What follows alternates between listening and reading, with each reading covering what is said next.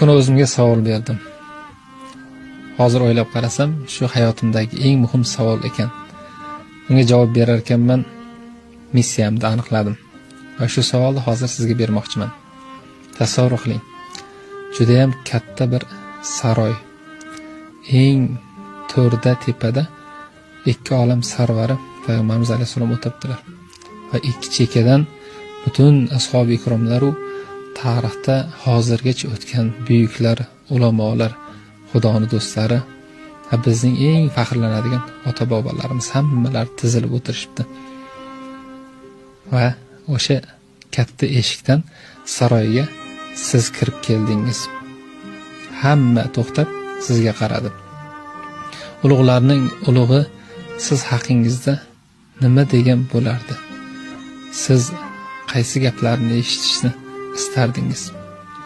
Va siz o'sha eng tarixni buyuklari o'tirgan davrada kimning yonidan joy olgan bo'lardingiz?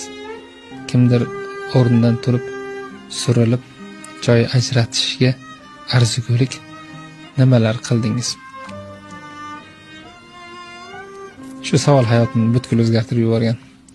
Ishonamanki, sizni ham ancha o'ylantiradi.